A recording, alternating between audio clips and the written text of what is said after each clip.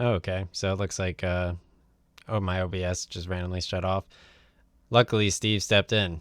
Mr. Dalton, it's mine, he said. Yours? Mr. Dalton blinked slowly. I found it near the bus stop, sir, Steve said.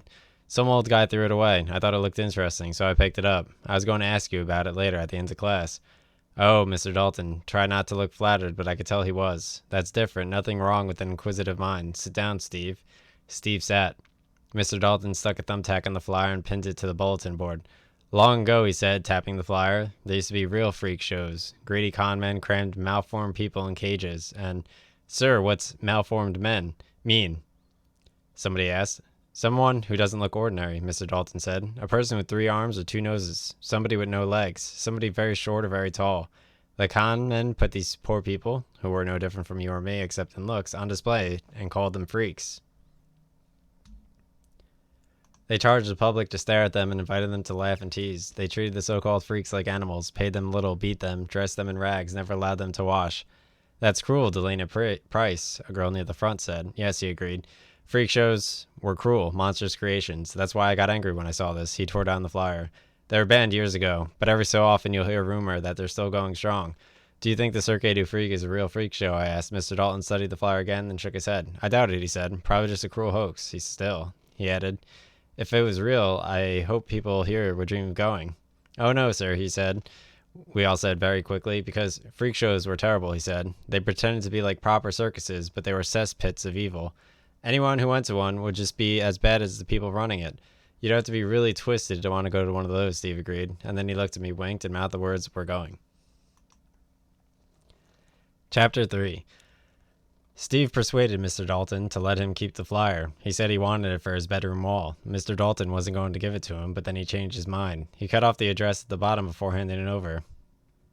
After school, the four of us, me, Steve, Alan Morris, and Tommy Jones, that was a burp because OBS crashed, met outside and studied the glossy flyer.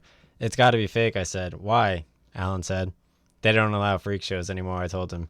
Wolf men and snake boys were outlawed years ago, Mr. Dalton said. It's not a fake, Alan insisted. Where'd you get it? Tommy asked. I stole it, Alan said softly. It belongs to my big brother. Alan's big brother was Tony Morris, who used to be the school's biggest bully until he got thrown out. He's huge, mean, and ugly. You stole from Tony? I gasped. Have you got a death wish? He won't know it was me, Alan said. He had it in a pair of pants that my mother threw in the washing machine. I stuck a blank piece of paper in it and I took this out. He'd think I got the ink just got washed off. Smart, Steve said. Where did Tony get it? I asked. There was a guy passing him out in the alley, he said. One of the circus performers, a Mr. Crepsley. The one with the spider? Tommy asked. Yeah, Alan answered. Only he didn't have a spider with him. It was night, and Tony was on his way back from a bar. Tony's not old enough to get served in bars, but hangs around with older guys who buy drinks for him. Mr. Crepsley handed the paper to Tony and told him they're a traveling freak show who put on secret performances in town and cities around the world. He said you had to have a flyer to buy the ticket, and they only give them to people they trust. You're not supposed to tell anyone else about the show. I only found out because Tony was in high spirits, the way he gets when he drinks, and couldn't keep his mouth shut. How much are the tickets? Steve asked. $23 each, Alan said. $23, we all shouted. Nobody's going to pay $23 to see a bunch of freaks, Steve snorted. I would, I said. Me too, Tommy agreed. And me, Alan added. Sure, Steve said, but we don't have $23 to throw away, so it's academic, isn't it? What does academic mean? Alan asked. It means we can't afford the tickets, so it doesn't matter if we would buy them or not, Steve explained. It's easy to say you would buy something if you know you can't. I'd love to go, Tommy said sadly. It sounds great. He studied the picture again. Mr. Dalton didn't think too much of it, Alan said. That's what I mean, Tommy said. If Dalton doesn't like it, it must be super. Anything that adults hate is normally awesome. Are we sure we don't have enough? I asked. Maybe they do have discounts for children. I don't think children are allowed in, Alan said, but he told me how much he had anyway. $8.50. I got $18 exactly, Steve said. I have $10.40, Tommy said.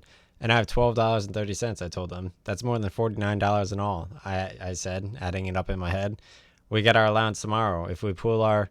But the tickets are nearly sold out, Alan interrupted. The first show was yesterday. It finishes Tuesday. If we go, I'll have to be tomorrow night or Saturday because our parents won't let us stay out any other night. The guy who gave Tony the flyer said the tickets for both nights were almost gone. We'd have to buy them tonight. Well, so much for that, I said, putting on a brave face.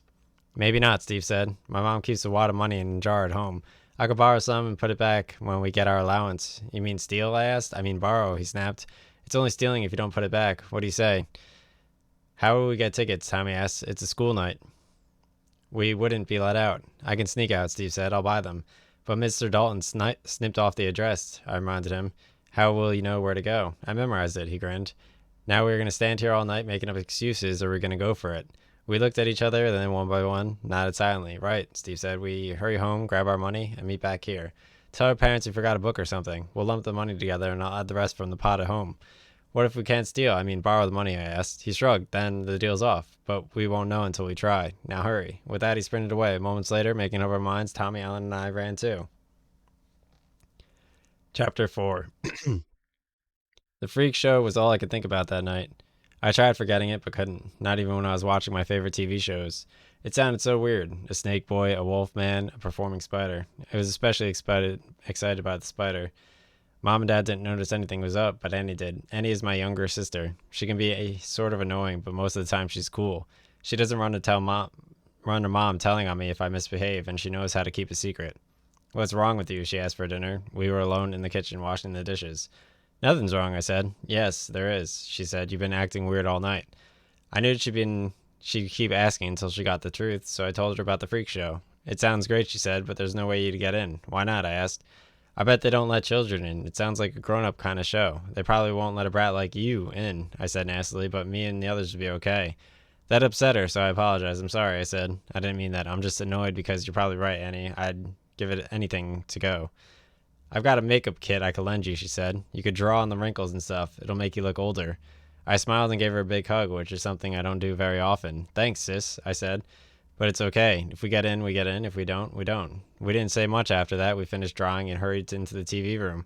Dad got home a few minutes later. He worked on building sites all over the place, so he's often late. He's grumpy sometimes, but in a good mood that night, and swung Annie around in a circle. Anything exciting happened today, he asked, after he said hello to Mom and given her a kiss. I scored another hat trick at lunch, I told him. Really, he said. That's great. Well done. We turned the TV down while Dad was eating. He likes peace and quiet when he eats, and he often asks us questions or tells us about his day at work. Later, Mom went to her room to work on her stamp albums.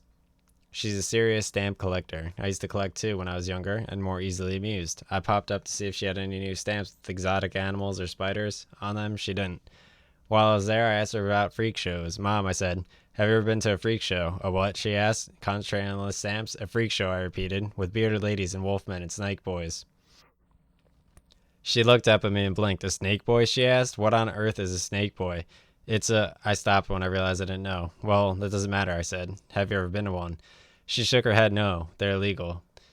If they weren't, I said, and one came to town, would you go? No, she said, shivering. Those sorts of things frighten me. Besides, I don't think it would be fair to the people in the town. What do you mean? I asked. How would you like it? I said, if you were stuck in a cage for people to look at. I'm not a freak, I said huffily. I know, she said, laughed and kissed my forehead. You're my little angel. Mom, don't, I grumbled, wiping my forehead with my hand. Silly, she smiled. But imagine you had 2 heads or 4 arms and somebody stuck you on display for people to make fun of. You wouldn't like that, would you? No, I said, shuffling my feet.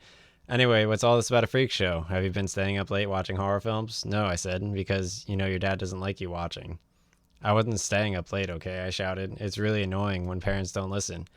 Okay, Mr. Grumpy, she said. No need to shout. If you don't like my company, go downstairs and help your father weed the garden. I didn't want to go, but Mom was upset that I'd shouted at her, so I left and went down to the kitchen. Dad was coming in from the back and spotted me. So this is where you've been hiding, he chuckled. Too busy to help the old man tonight. I was on my way, I told him. Too late, he said, taking off the work boots. I'm finished. I watched him putting on his slippers. He has huge feet. He wears size 12 shoes. When I was younger, he used to stand me on my feet and walk me around. It was like being on 2 long skateboards. What are you doing now? I asked. Writing, he said. My dad has pen pals all over the world, in America, Australia, Russia, and China. He says he likes to keep in touch with his global neighbors, though I think it's just an excuse to go into his study for a nap. Annie was playing with dolls and stuff. I asked if she wanted to come to my room for a game of tennis using a sock for a ball and shoes for rackets, but she was too busy arranging her dolls for a pretend picnic. I went to my room and dragged down my comic books. I have a bunch of cool comic books. Superman, Batman, Spider-Man, and Spawn. Spawn's my favorite. He's a superhero who used to be a demon in hell. Some of the Spawn comics are pretty scary, but that's why I love them. I spent the rest of the night reading comic books and putting them in order. I used to swap with Tommy, who has a huge collection, but he kept spilling drinks on the covers and crumbs between the pages, so I stopped. Most nights I go to bed by 10, but Mom and Dad forgot about me, and I stayed up until nearly 10:30. Then Dad saw the light in my room and came up. He pretended to be angry, but he wasn't really. Dad doesn't mind too much if I stay up late. Mom's the one who nags about that. Bet, he said, or I'll never be able to wake you in the morning. Just a minute, Dad, I told him, while I put my comics away and brushed my teeth. Okay, he said, but make it quick. I stuck the comics into their box and stuffed it back up on the shelf over the bed. I put on my pajamas and went to brush my teeth. I took my time, brushing slowly, and I was almost 11 when I got to bed. I lay back smiling. I felt very tired and knew I'd fall asleep in a couple seconds. The last thing I thought about was the Cirque du Freak. I wonder what a snake boy looked like, and how long the bearded lady's beard was, and what hands and girthy teeth did. Most of all, I dreamed about the spider. Alright, so Chapter 5. The next morning, Tommy, Alan, and me waited outside the gates for Steve, but there was no sign of him by the time the bells rang, so we had to go in. I bet he's hiding, Tommy said. He couldn't get the tickets, and now he doesn't want to face us. Steve's not like that, I said. I hope he brings the flyers back, Alan said. Even if we can't go, I'd like to have the flyer. I'd stick it up over my bed and... You couldn't stick up, stupid. Tommy laughed. Why not? Because Tony would see it. I told him. Oh, yeah, Alan said glumly. I was miserable in class. We had geography first, and every time Mrs. Quinn asked me a question, I got it wrong. Normally, geography is my best subject, because I know so much about it from when I used to collect stamps. Had a late night, Darren? She asked when I got my 5th question wrong. No, Mrs. Quinn, I lied. I think you did, she smiled. There are more bags under your eyes than in the local supermarket. Everyone laughed at that. Mrs. Quinn didn't crack jokes very often, and I did too, even though I was the butt of the joke. The morning dragged the way it does when you feel let down or disappointed. I spent time imagining the freak show. I made believe I was one of the freaks, and the owner of the circle was a nasty guy. Circus was a nasty guy who whipped everyone, even when they got stuff right. All the freaks hated him, but he was so big and mean, nobody said anything, until one day he whipped me once too often, and I turned into a wolf and bit his head off. Everybody cheered, and I was made the new owner. It was a pretty good daydream. Then, a few minutes before lunch, the door opened, and guess who walked in? Steve. His mother was behind him, and she said something to Mrs. Quinn, who nodded and smiled. Then Mrs. Leonard left, and Steve strolled over to a seat and sat down. Where were you? I asked in a furious whisper. At the dentist, he said. I forgot to tell you I was going. That's enough, Darren, Mrs. Quinn said. I shut up instantly. At recess, Tommy, Allen, and I almost smothered Steve. We were shouting and pulling at him at the same time. Did you get the tickets? I asked. Were you really at the dentist? Tommy wanted to know. Where's my flyer? Allen asked. Patience, boys, patience, Steve said, pushing us away and laughing. Good things come to those who wait. Come on, Steve, don't mess around with us, I told him. Did you get them or no? Yes and no, he said. What does that mean? Tommy snorted. It means I have some good news and some bad news and some crazy news, he said. What do you want to hear first? Crazy news, I asked, puzzled. Steve pulled us off to the side in the yard, checked to make sure no one was around, and began to speaking in a whisper. I got the money, he said, and sneaked out at 7 o'clock when Mom was on the phone. I hurried across the town to the ticket booth, but do you know who was there when I arrived? Who? We asked. Mr. Dalton, he said. He was there with a couple of policemen. They were dragging a small guy out of the booth. It was only a small shed, really, when suddenly there was this huge bang, and a big cloud of smoke covered them all. When it cleared, the small guy had disappeared. What did Mr. Dalton and the police do? Alan asked. Examined the shed, looked around a bit, then left. They didn't see you, Tommy asked. No, Steve said. I was well hidden. So you didn't get the tickets, I said sadly. I didn't say that, he contradicted me. You got them, I gasped. I turned to leave, he said, and I found the small guy behind me. He was tiny and dressed in a little cloak and covered from head to toe. He spotted the flyer in my hand, took it, and held out the tickets. I handed over the money, and you got them, we roared delightfully. Yes, he beamed. Then his face fell, but there was a catch. I told you there was bad news, remember? What is it? I asked, thinking he lost them.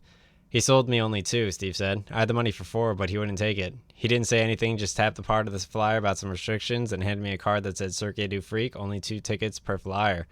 I offered him extra money. I had almost $100 total, but he wouldn't accept it. He only sold you 2 tickets, Tommy asked dismayed. But that means, Alan began. Only 2 of us can go, Steve said. He looked around at us grimly. 2 of us will have to stay at home. Chapter 6. It was Friday afternoon, the end of the work week, the start of the weekend, and everybody's laughing and running home as quickly as they could, delighted to be free. Except a certain miserable foursome who hung around the schoolyard, looking like the end of the world had arrived. Their names, Steve Leonard, Tommy Jones, Alan Morris, and me, Darren Shawn. It's not fair, Alan moaned. Whoever had else a circus only letting you buy 2 tickets, it's stupid. We all agreed with him, but there was nothing we could do about it. But stand around kicking the ground with our feet, looking bummed out. Finally, Alan asked the questions that was on everyone's mind. So, who gets the tickets? We looked at each other and shook our heads uncertainly. Well, Steve has to get one, I said. He put in more money than the rest of us, and we went to buy them, so he has to get one, agreed? Agreed, Tommy said. Agreed, Alan said. I think he would have argued about it, except he knew he wouldn't win. Steve smiled and took one of the tickets. Who goes with me, he asked. I brought him the flyer, Alan said quickly. Forget that, I told him. Steve should get to choose. Not on your life, Tommy laughed. You're his best friend. If we could let him pick, he'll pick you. I say we fight for it. I have boxing gloves at home. No way, Alan squeaked. He's small and never gets into fights. I don't want to fight either, I said. I'm no coward, but I knew I wouldn't stand a chance against Tommy. His dad taught him how to box, and they have their own punching bag. He would have floored me in the first round. Let's pick straws for it, I said, but Tommy didn't want to. He has terrible luck and never wins anything like that. We argued about it a bit more until Steve came up with an idea. I know what to do, he said. Opening his school bag, he tore 2 sheets of paper out of a notebook and using his ruler carefully cut them into small pieces, each one roughly the same size as the ticket. Then he got his empty lunch bag and dumped the paper inside. Here's how it works, he said, holding up the second ticket. I put this in, squeeze the bag shut, and shake it around, okay? We nodded. You stand side by side, I'll throw the pieces of paper over your heads. Whoever gets the ticket wins. Me and the winner will give the other 2 their money back when we can afford it. Is that fair enough, or does somebody have a better idea? Sounds good to me, I said. I don't know, Alan grumbled. I'm the youngest. I can't jump as high as... Quit yapping, Tommy said. I'm the smallest, and I don't mind. Besides, the ticket might come out of the bottom of the pile, float down low, and be in the right place for the shortest person. All right, Alan said, but no shoving. Agreed, I said. No rough stuff. Agreed, Tommy nodded. Steve squeezed the bag and gave it a good long shake. Get ready, he told us. We stood back from Steve and lined up in a row. Tommy and Alan were side by side, but I kept out of the way so I'd have room to swing both arms. Okay, Steve said. I'll throw everything in the air on the count of 3. All set? We nodded. 1, Steve said, and I saw Alan wiping sweat from around his eyes. 2, Steve said, and Tommy's fingers twitched. 3, Steve yelled, and he jerked open the bag and tossed the paper high into the air. A breeze came along and blew the pieces of paper straight at us. Tommy and Alan started yelling and grabbing wildly. It was impossible to see the ticket in among the scraps of paper. I was about to start grabbing when all of a sudden I got an urge to do something strange. It sounded crazy, but I'd always believed in following an urge or a hunch. So what I did was I shut my eyes, stuck out my hands like a blind man, and waited for something magical to happen. As I'm sure you know, usually when you try something you've seen in a movie, it doesn't work, like if you're doing a wheelie with your bike or making your skateboard jump in the air. But every once in a while, when you least expect it, something clicks. For a second, I felt paper blowing by my hands. I was going to grab at it, but nothing told me it was in time. Then a second later, a voice beside me yelled, "Now!" I closed my hands real fast. The wind died down, and the pieces of paper drifted to the ground. I opened my eyes and saw Alan and Tommy down on their knees searching for the ticket. It's not here, Tommy said. I can't find it anywhere, Alan shouted. They stopped searching and looked up at me. I hadn't moved. I was standing still, my hands closed tight. What's in your hands, Darren? Steve asked softly. I stared at him, unable to answer. It was like I was in a dream where I couldn't move or speak. He doesn't have it, Tommy said. He can't have it. He had his eyes shut. Maybe so, Steve said, but there's something in those fists of his. Open them, Alan said, giving me a shove. Let me see what you're hiding. I looked at Alan, then Tommy, then Steve, and then very slowly I opened my right fist. There was nothing there. My heart and stomach dropped. Alan smiled, and Tommy started looking down at the ground again, trying to find the missing ticket. What about the other hand? Steve asked. I gazed down at my left fist. I'd almost forgotten about that one. Slowly, even slower than the first time, I opened it. There was a piece of green paper smack dab in the middle of my hand, but it was laying face down. And since there was nothing on its back, I had to turn it over just to be sure. And there it was, in red and blue letters, the magical name, Cirque du Freak. I had it. The ticket was mine. I was going to the freak show with Steve, yes. I screamed and punched the air with my fist. I'd won. Alright, Chapter 7. The tickets were for the Saturday show, which is just as well, since it gave me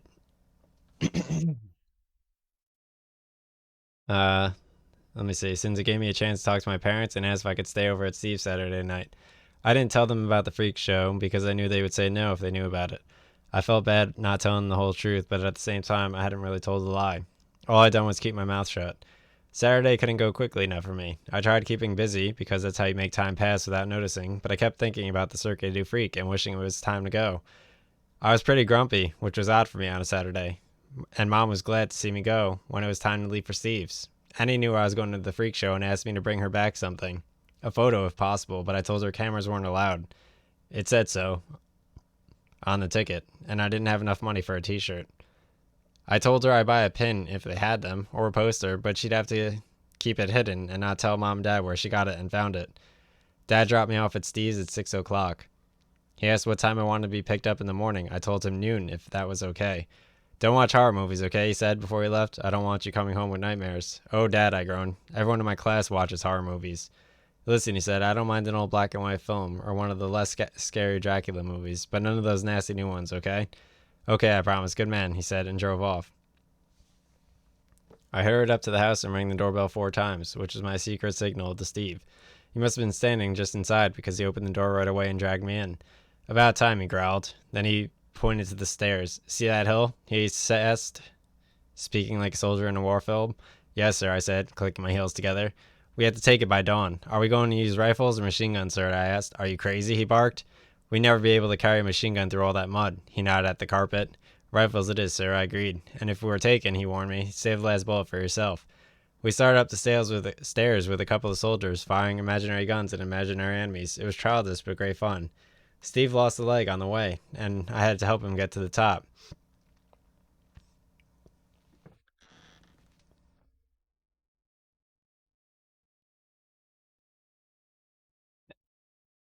It was a stirring speech, at least At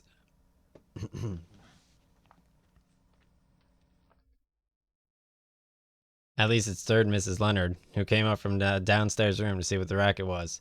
She smiled when she saw me and asked if I wanted anything to eat or drink. I didn't. Steve said he'd like some caviar or champagne, but it wasn't funny the way he said it, and I didn't laugh. Steve doesn't get along with his mom. He lives alone with her. His dad left when Steve was very young, and they're always arguing and shouting. I don't know why. I've never asked him. There are certain things you don't discuss with your friends, if you're boys. Girls can talk about stuff like that, but if you're a boy, you have to talk about computers, soccer, war, and so on. Parents aren't cool. How will we sneak out tonight? I asked in a whisper as Steve's mom went back into the living room. It's okay, Steve said. She's going out. He often called her she instead of mom. She'd think we're in bed when she gets back. What if she checks? Steve laughed nastily. Enter my room without being asked. She wouldn't dare. I didn't like Steve when he talked like that, but I didn't say nothing in case he went into one of his moods. I didn't want to do anything that might spoil the show. Steve dragged out some of his horror comics and read them out loud. Steve has graded comic books, which are only meant for adults. My mom and dad would hit the roof if they knew about them. Steve also had a bunch of old magazines, books about monsters and vampires and werewolves and ghosts. Does a steak have to be made of wood? I asked when I finished reading a Dracula comic. No, he said, it could be made of metal or ivory, even plastic, as long as it's hard enough to go right through the heart. And that will kill a vampire? I asked. Every time, he said. I frowned, but you told me you had to cut off their head and stuff them with garlic and throw them in a river. Some books say you have to, he agreed, but that's to make sure you kill the vampire's spirit as well as its body, so it can't come back as a ghost. Can a vampire come back as a ghost? I asked, eyes wide. Probably not, Steve said, but if you had the time and wanted to make sure cutting off the head and getting rid of it would be worth doing. You don't have any chances with vampires, do you? No, I said, shivering. What about werewolves? Do you need silver bullets to kill them?